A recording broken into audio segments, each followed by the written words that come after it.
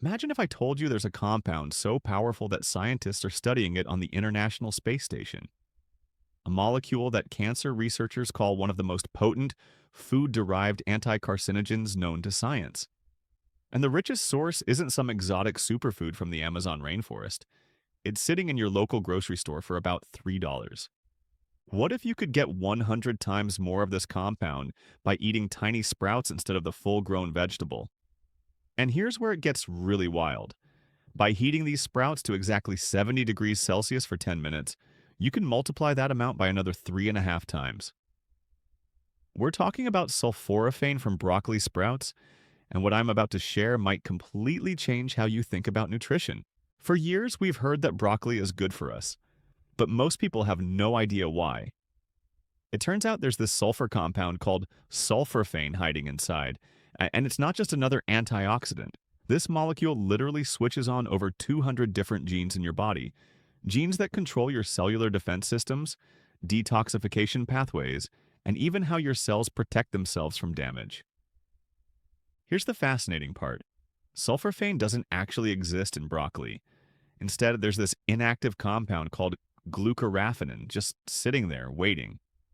When you chew or chop the broccoli, you release an enzyme called myrosinase, and boom, these two mix together and create sulforaphane. It's like your vegetables have a built-in pharmaceutical factory that only activates when you eat them. But mature broccoli only has about 44 to 171 milligrams of sulforaphane per 100 grams. Broccoli sprouts, they contain up to 1,150 milligrams per 100 grams. That's not just a little more, that's up to 26 times more concentrated. 1 cup of broccoli sprouts can give you 2,300 milligrams of sulforaphane. To get that same amount from regular broccoli, you'd need to eat about 10 cups. Now here's where the science gets interesting. When sulforaphane enters your cells, it activates something called NRF2. Think of NRF2 as the master switch for your cellular defense systems. Once flipped on, it triggers your cells to produce more glutathione, your body's most powerful antioxidant. It ramps up detoxification enzymes. It even helps protect your DNA from damage. Research shows sulforaphane can reduce markers of inflammation by decreasing something called NFKB, which controls inflammatory proteins in your body. One Chinese study found that people consuming broccoli sprouts increased their excretion of benzene and acrolein, toxic air pollutants, by 61%. Your body literally gets better at detoxifying harmful chemicals. The cancer research is where things get really compelling. Studies show sulforaphane can inhibit tumor growth, trigger cancer cell death, and even prevent cancer cells from spreading. It works through multiple mechanisms: reducing inflammation, protecting DNA, enhancing detoxification, and directly affecting cancer cell survival pathways. While most of this research is still in early stages, the results have been promising enough that major institutions are investing serious resources into studying it. For heart health, sulforaphane reduces oxidative stress and inflammation, two major factors in cardiovascular disease. Studies show it can lower LDL cholesterol and reduce blood pressure. For diabetes, a 12-week study found that broccoli sprout extract reduced fasting blood sugar by 6.5% in people with type 2 diabetes, with the strongest effects in those who needed it most. But here's the problem. Just eating broccoli sprouts raw doesn't give you the maximum benefit. Remember that enzyme I mentioned, myrosinase? There's another protein called epithiospecifier protein, or ESP, that can hijack the reaction. Instead of producing sulforaphane, it creates something called sulforaphane nitrile, which doesn't have the same health benefits. This is where that 70-degree trick comes in. ESP is more heat-sensitive than myrosinase. By heating your sprouts to exactly 70 degrees Celsius, that's 158 Fahrenheit, for 10 minutes, you destroy the ESP but keep the myrosinase active. Researchers found this can increase sulforaphane content by 3.3-fold. Go higher than 70 degrees, and you start destroying the myrosinase too, which kills the whole reaction. Some people get even fancier. They heat the sprouts, then blend them with mustard seeds. Mustard seeds contain extra myrosinus, which can boost sulforaphane production even more. Adding radish, rocket, or rape sprouts works too.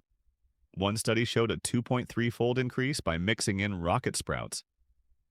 Growing your own sprouts is surprisingly simple. You need broccoli seeds, a jar, and about 5 days. Soak 4 tablespoons of seeds overnight, drain them, then rinse twice a day.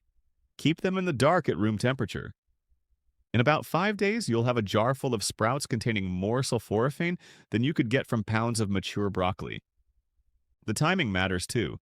Sulforaphane content peaks around day 5, then starts declining as the sprouts mature. And get this, freezing your sprouts can actually help. When the cell walls break during freezing, it brings the glucoraphanin and myrosinase together, creating more sulforaphane. Just make sure to consume any liquid that forms when they thaw. That's where a lot of the sulforaphane ends up. Now let's talk about the practical side. Fresh broccoli sprouts taste a bit peppery, similar to radish. You can throw them in salads, sandwiches, or smoothies. If you're doing the heat treatment, use a thermometer to get the temperature exactly right. Some people use sous vide machines for precision. After heating, you can eat them immediately or cool and store them. What about supplements? They exist, but here's the thing. Most sulforaphane supplements contain way less than what you'd get from sprouts. One popular brand has 20 milligrams per serving. A cup of properly prepared sprouts can give you over 2,000 milligrams. Plus, supplements are expensive, often $60 for a month's supply. You can grow a month of sprouts for under $10. There are some considerations. A small percentage of people experience digestive issues like gas or bloating from sulforaphane. Start with small amounts and see how your body responds. Also, if you're on blood thinners or certain medications, talk to your doctor first, as sulforaphane can interact with some drugs. The research keeps expanding.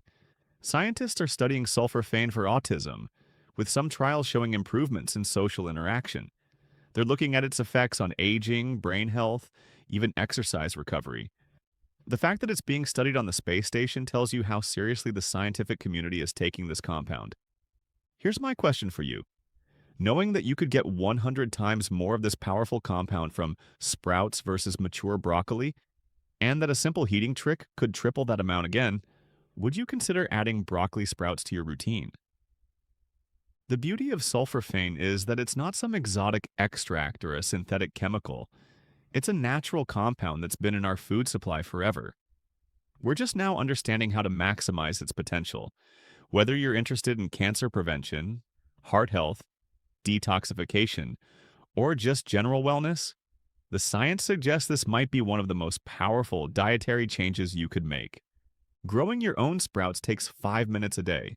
The heating process takes 10 minutes. For that small investment of time, you're getting access to what researchers call one of the most potent natural health compounds ever discovered. In a world full of expensive supplements and complicated health protocols, sometimes the most powerful solutions are the simplest ones.